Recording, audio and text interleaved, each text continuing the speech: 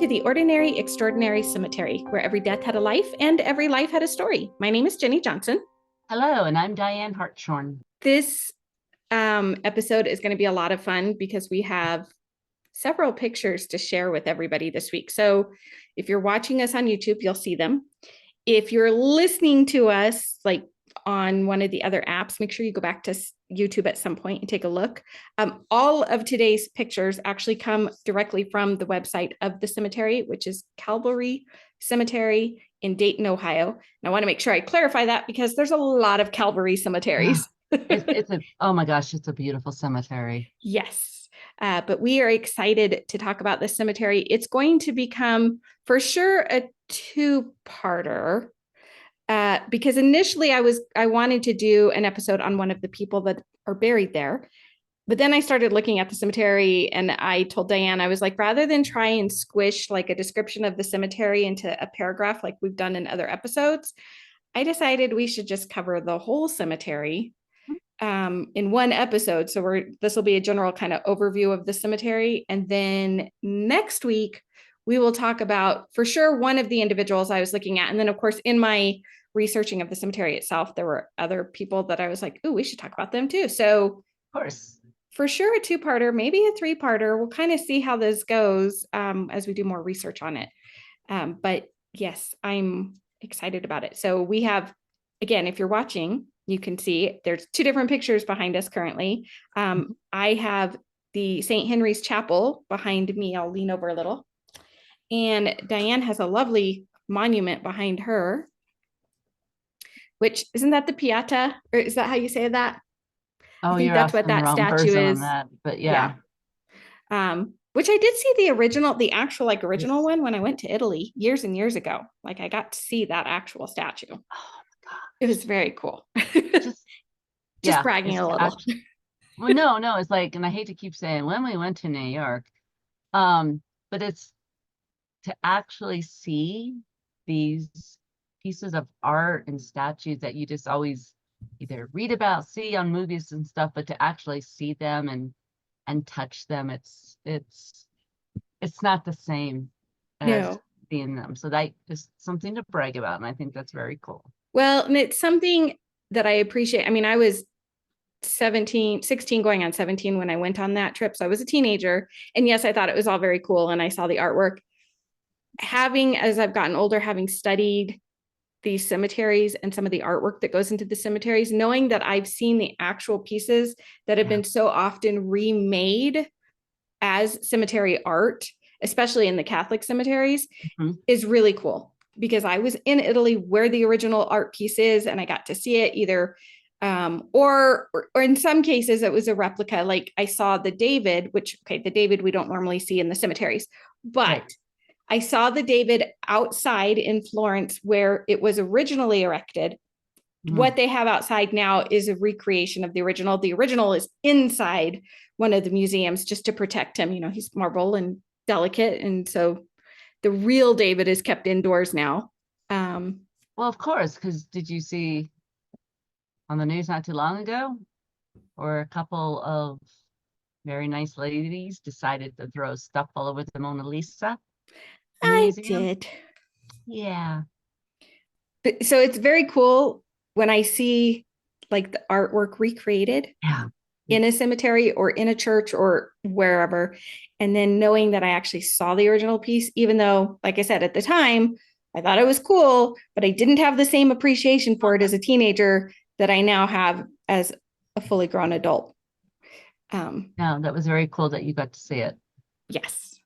Best birthday ever. I was in Rome for my 17th birthday, which was very cool.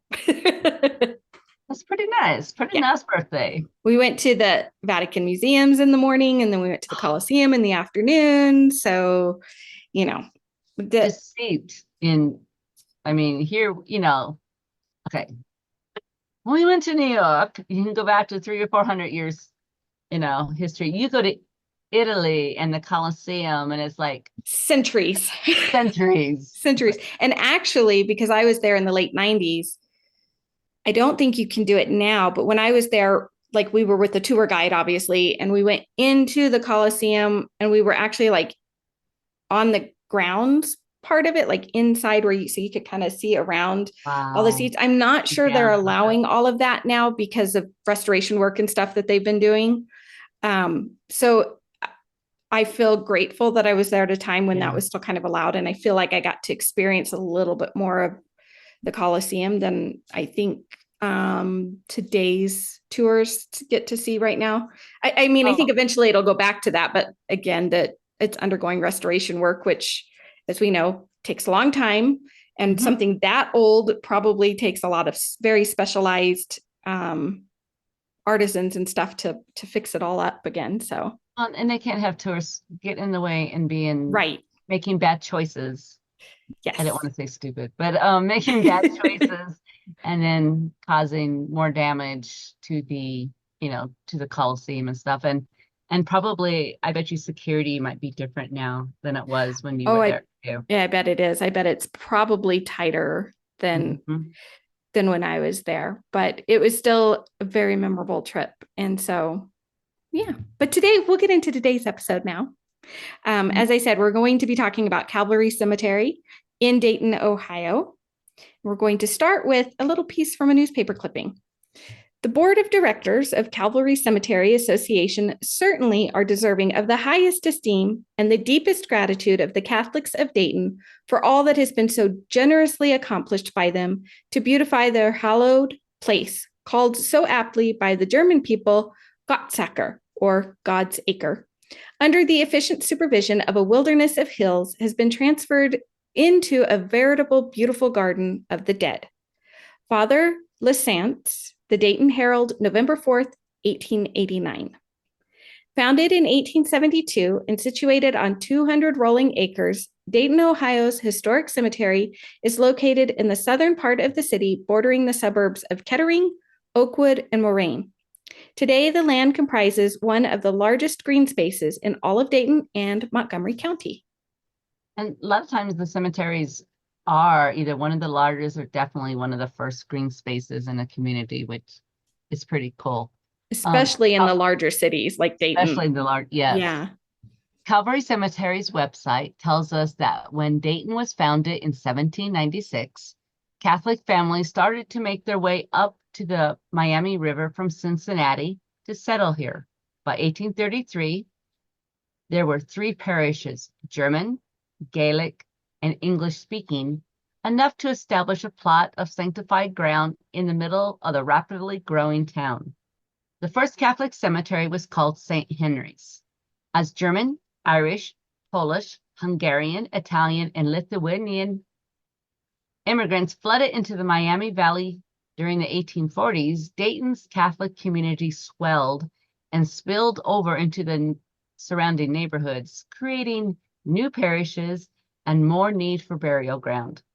The epidemics that came with the 1850s and the tragic deaths of so many in the Civil War in the 1860s filled St. Henry's remaining space. Now landlocked by a city grown up around it, St. Henry's had no room to expand. The population continued to grow, and finally, in 1872, Calvary Cemetery was established on 100 acres of southern countryside, adding 100 more in later years. Calvary Cemetery was ideally located at the highest vantage point of the city and adjacent to the canal, which was Dayton's main thoroughfare at that time.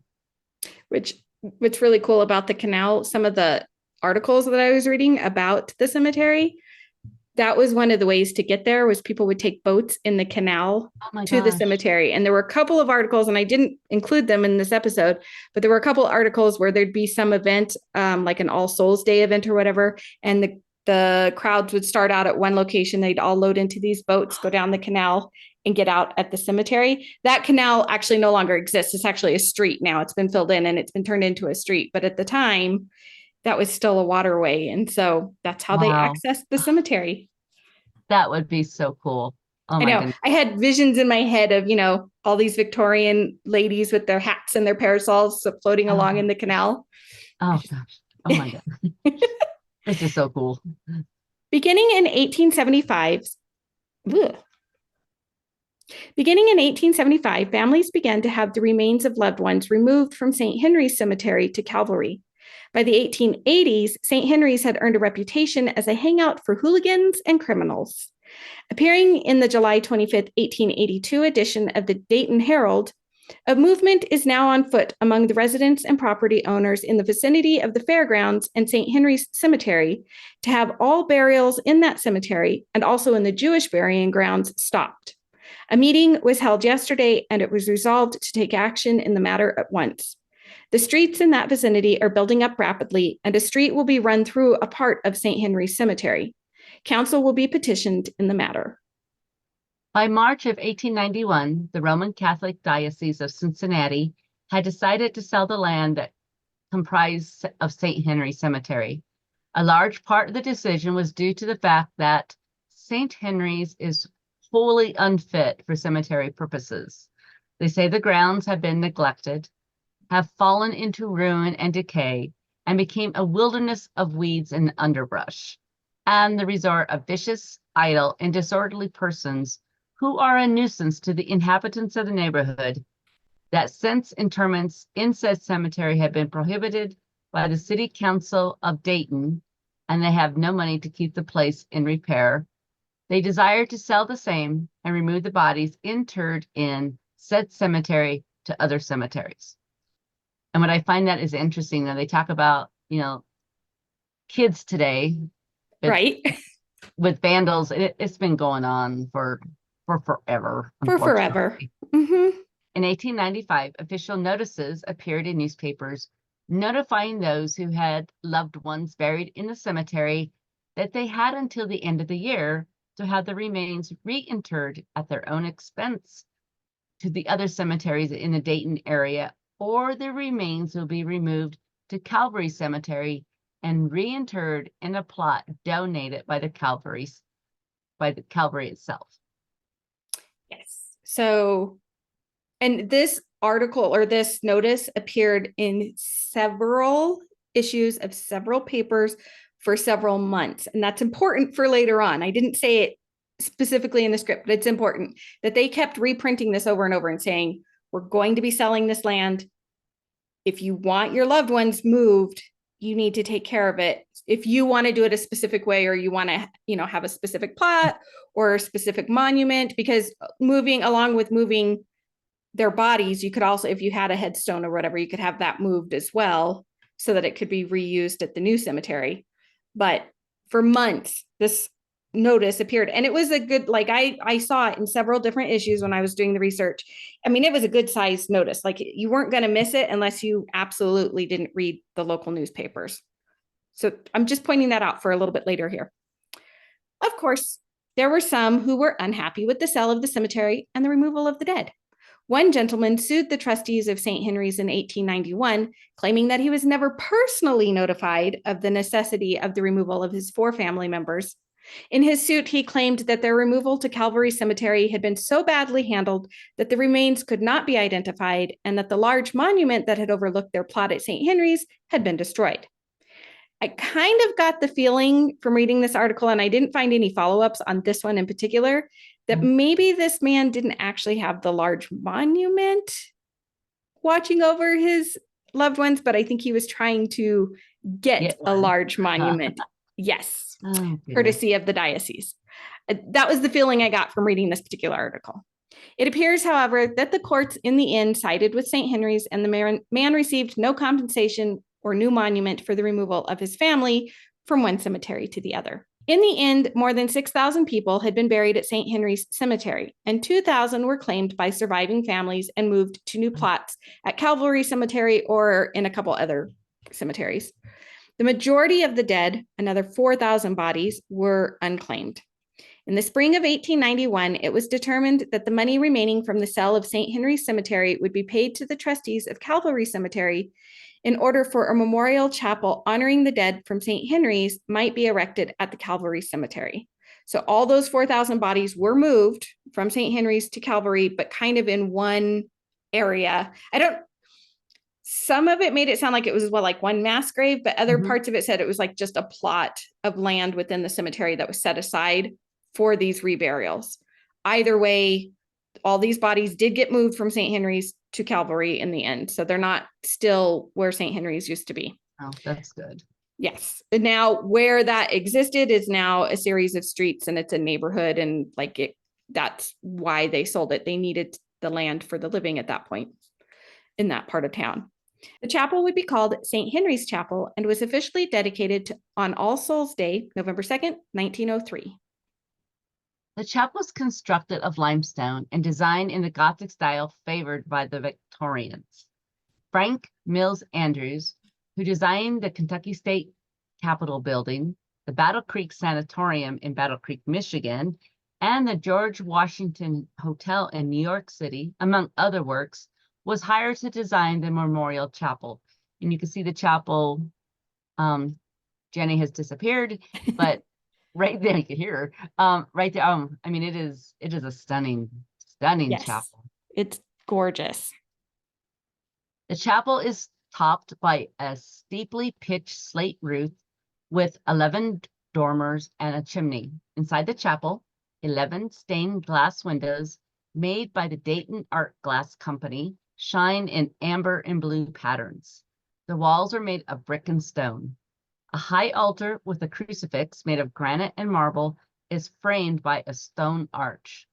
The Dayton Daily News reported on November 3rd, 1903, the observance of All Souls Day at Calvary Cemetery and the formal dedication of the magnificent new mortuary chapel brought out an immense throng of people.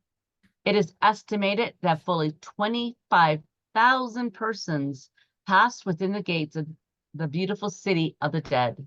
The almost perfect autumn weather added to the attendance, which was considered the largest in the history of the cemetery. In 2022, the chapel underwent several major restorations that included repairs to the roof and the bell tower, as well as a thorough cleaning from top to bottom in preparation to celebrate the 150th anniversary. To this day, the chapel is still used for funeral masses and final committal services, as well as for special dedication and All Souls Day services. I find it very fascinating that the cemetery seems to, as far back as all the articles I was reading, always held very special All Souls Days services at the cemetery. Yeah, that's very cool. And I think if you go to their website and you look at some of the other photos that they have in their gallery, I think that's what some of those pictures might be from, especially with the Knights of Columbus and everything, because they're always part of that celebration. So I just think that's really cool that I mean, it's Catholic and All Souls Day is definitely part of the Catholic tradition, Right. but But it's still kept. Yeah. They still do it. Yes. Yeah, that's pretty neat. More than 150 years later, they still do it. Mm-hmm. Even though Calvary Cemetery was founded as a Catholic cemetery, they have accepted non-Catholics for burial beginning in the 1960s, when the Second Vatican Council stated that all human beings are children of God and deserve a respectful burial united with the community and memorialization. And a large part of that was like, if you were married to somebody who wasn't Catholic, this way spouses could still be married together, or children who may have left the church, whatever it might be, they could bring them back in and still have them buried as a family. Views on cremation in the Catholic faith have also changed over the years. For centuries, Catholic belief was that one's physical body must be buried in order to rise again with the second coming of Jesus. But just like allowing non-Catholics to be buried alongside Catholics, the Second Vatican Council also determined that as long as the practice remains in line with the fundamental belief in the resurrection, Catholics have nothing to fear from choosing cremation as their final arrangement. Since the early 2000s, cremation has become a more popular choice for more people as it is less expensive. In 2012, Calvary Cemetery incorporated the Spirit of the Living Water gazebo to hold cremains. There are enough niches to hold more than 1,300 cremation interments.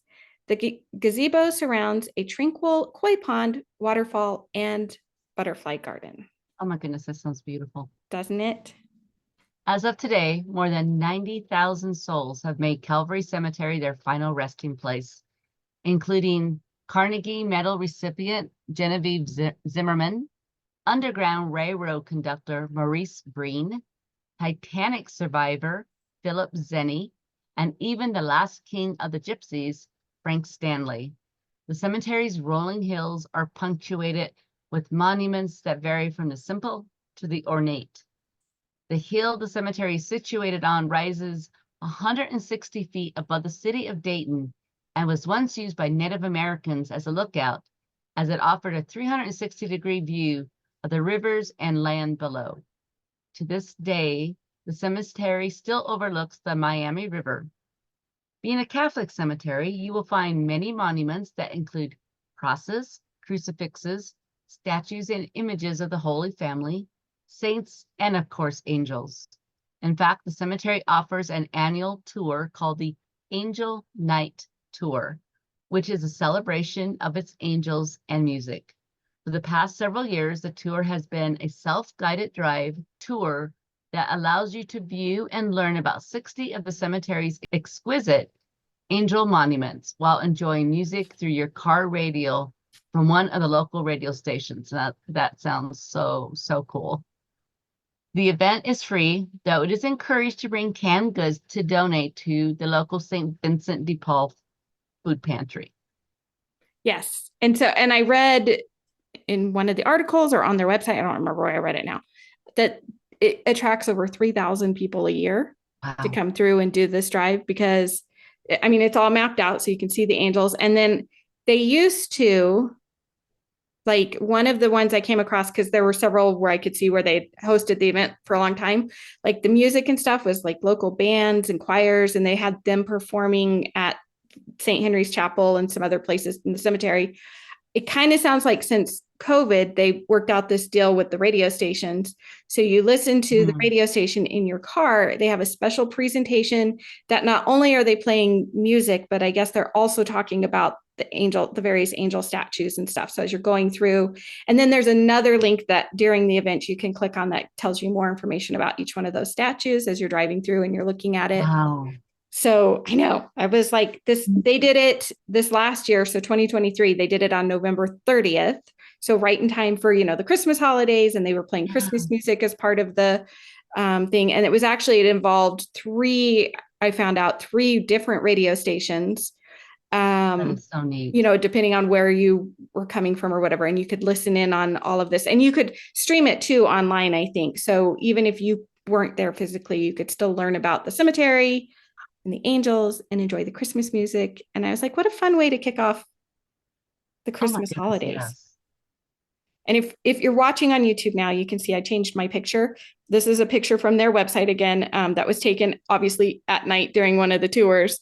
And it does feature, trying to cover me up again, several of the angel statues. There's two of them that you can see there, lit up by somebody's headlights. But there's some other ones that you can see on their website. They're just gorgeous. And I didn't go into it, but I know you can read descriptions of some of them on their websites, and I didn't go and do that yet. But I'm fascinated to learn more about their angels because they're gorgeous. 90 of Calvary's 200 acres happens to consist of gorgeous woods, offering a home to many varieties of plants, trees, and wildlife. In these woods, Cavalry has created a space to accommodate natural burials for those wishing to be interred in that way. The Natural Burial Preserve is centered around Lake Serenity, a man-made lake, and families are welcome to commemorate their loved ones in this area using natural boulders.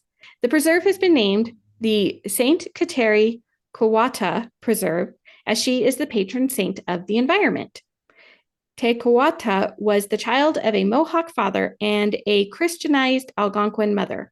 At age 4, she was the only member of her family to survive smallpox, which affected her own health. Staying with her anti-Christian uncle, she was deeply impressed at age 11 by the lives and words of 3 visiting Jesuits, likely the first white Christians she had ever encountered. She began to lead a life inspired by the example of those men, and at age 20, she was instructed in religion and baptized Catherine, rendered Kateri in the Mohawk speech, by Jacques de Lamberville, Jesuit missionary to the Iroquois Indians. And she was officially canonized as a saint in 1980. Yeah, I was going to ask you if something like that happened, because it just seemed like it was, yeah, there was going to be more to that story. So Yeah, there's a whole lot more to her, all the things that she did as a young woman and the suffering. And she was, not well accepted by members of her own tribe, things like that. I bet. Yeah. But yeah. For more than 150 years, Calvary Cemetery has been a place of beauty and peace for those who have passed from the world and for those seeking solace in their grief. This sacred ground has become a timeless haven where the memories of loved ones are honored and the spirit finds solace amid the tranquil surroundings. The meticulously maintained grounds are not just a final resting place, but a testament to the lives lived and the stories shared, some of which we will be exploring in our next episode. Each headstone tells a unique narrative, preserving the legacy of generations that have come before us. In every corner, a story unfolds, and in every moment of silence, the echoes of love and loss reverberate through time, making Calvary Cemetery not just a place of final rest, but a living testament to the beauty of the human experience. Yeah. That If I was were in beautiful. Dayton, I'd be there all the time. No kidding, because it is gorgeous. Because then I just recently changed my background to an angel. It's like I'm definitely in the fall, which is not an angel, but a beautiful statue. Mm-hmm. A lady in mourning. Mm-hmm.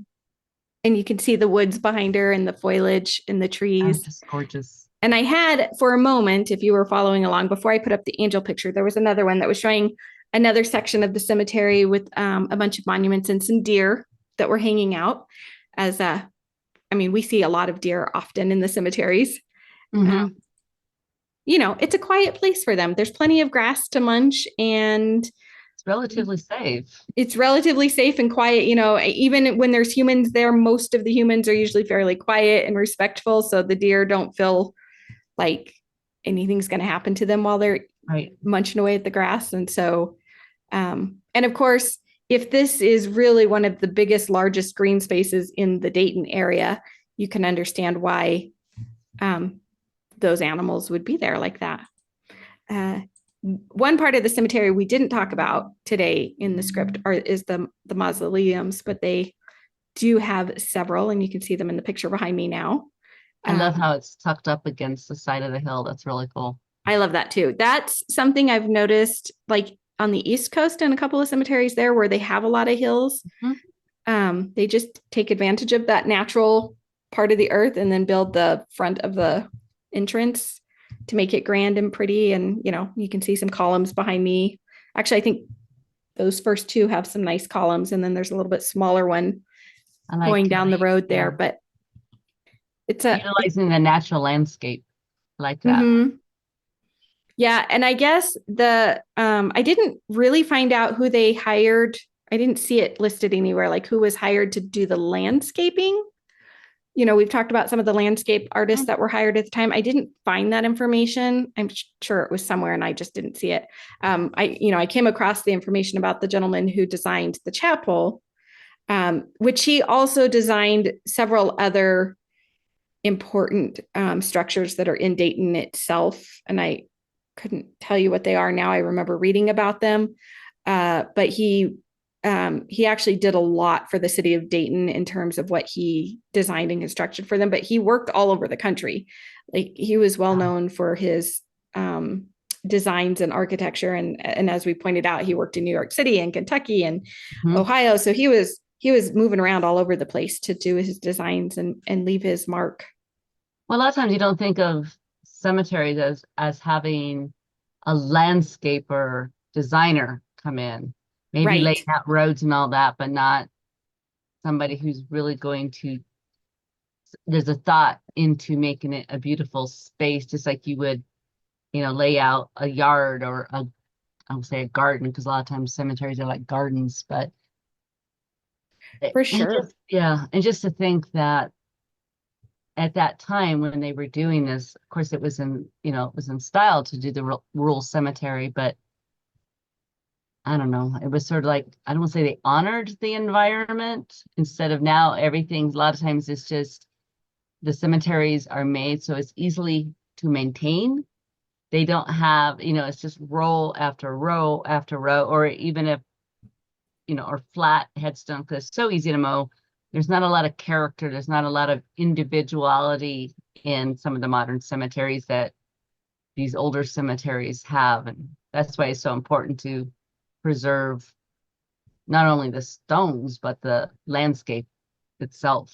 Yeah. Well, and they definitely, you can tell because of the issues they were having at St. Henry's with it becoming overcrowded and not well maintained, which is a story we've heard over and over and over Yes, again with unfortunately. cemeteries throughout the US and even in Europe. Europe had the same problem. Those churchyards got overcrowded when populations began to move into the cities.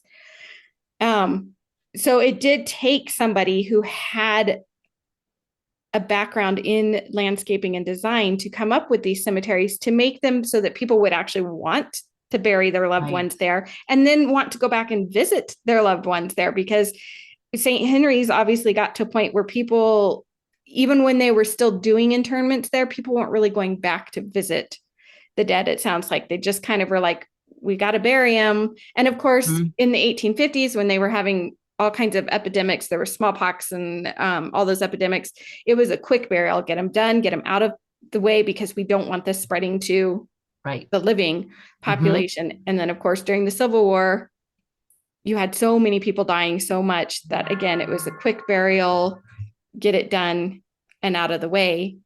And so and chances are then you probably avoided the cemetery, because so many people were just surviving.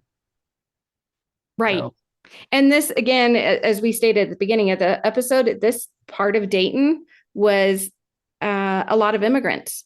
And you had immigrants, they were all Catholic, but they were from so many different countries.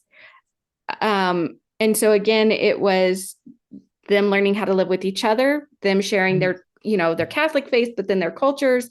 And that was probably crossing over with each other. And they were, again, concerned with running their businesses and surviving and moving forward. So those original cemeteries like St. Henry's filled up fast and just weren't the best cemeteries. But the other thing, and I had told Dianne this, I didn't mention it in the script, but I laughed when I was going through all these old newspaper articles, because it kept coming up over a number of years in a number of newspapers. There was an ad by a gentleman who was offering to move the bodies from one cemetery to the other. And I clipped the ad so that I could share it with our listeners, especially or our viewers, I should say, on YouTube. But I will read it for our listeners as well. It made me giggle every time I saw it. It kept coming, like I said, it kept coming up over and over. And sometimes it was in the same edition of the newspaper that like the annual report for the cemetery would be in. And then like 2 columns over would be this ad. And it just cracked me up every time I saw it. And I was telling Dianne, I don't know if this guy was legit, if he was running a scam. I couldn't quite tell, but I thought it was quite entertaining. Here we go. This particular clipping is from an 1887 edition, and I don't remember if this was the Herald or if this was the other Dayton paper at the time, but I'm going to cover it up so you guys can read it. Or I'll cover me up, I should say. Concerning St. Henry's Cemetery, I will remove remains from St. Henry's Cemetery to Cavalry Cemetery for 50 cents per trip and will furnish box for 50 cents a piece. Peter Meyer, number 712 Wayne Street, and then he has his phone number as 485, which I think that's fun that he has a phone number in 1887.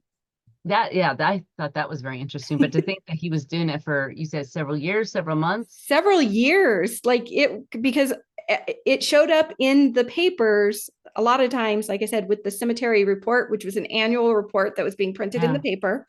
And it was going over, the new board of trustees and the finances of the cemetery. And then a couple of columns over would be this little ad of Peter Meyer offering to move the remains from one to the other.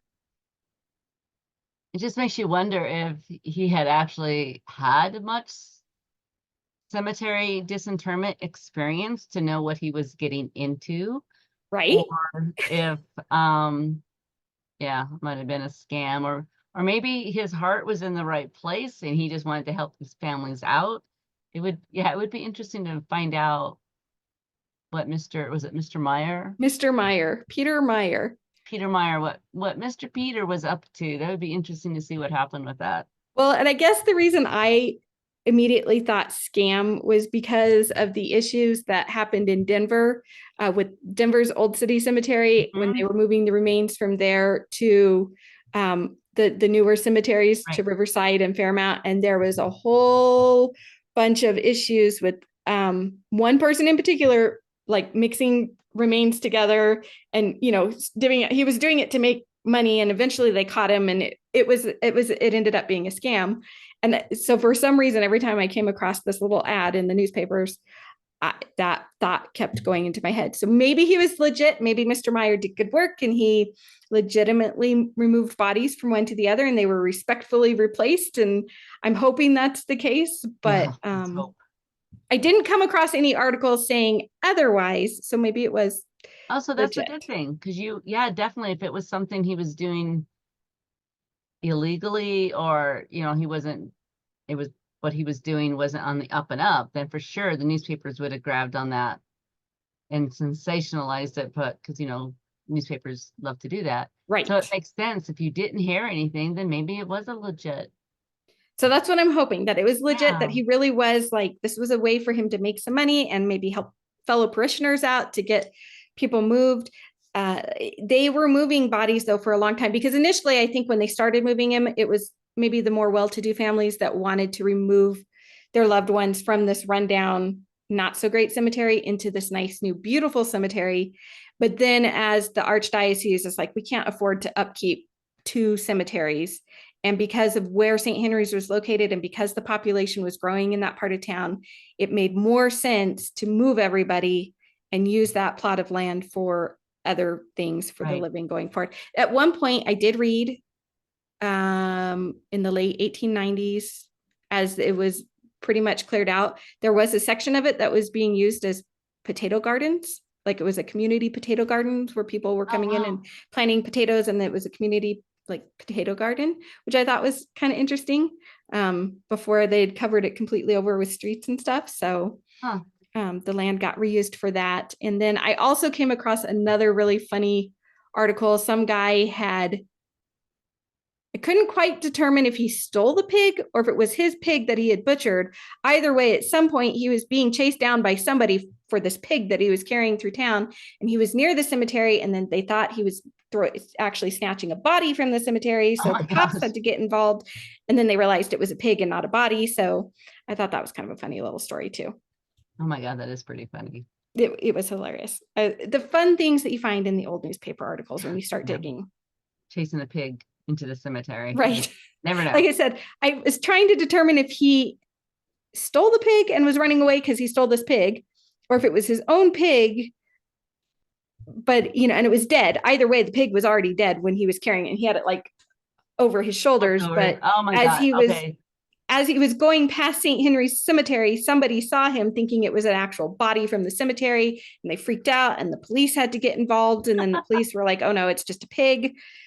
It's Oh, not an actual human body." things never change. We thank you for taking time to join us today for this ordinary, extraordinary story. To learn more about the story we shared, please visit our website, theordinaryextraordinarycemetery.com, where you can find the resources we used to research this episode. And if you're watching us on YouTube, be sure to subscribe to our channel, The Ordinary Extraordinary Cemetery Podcast.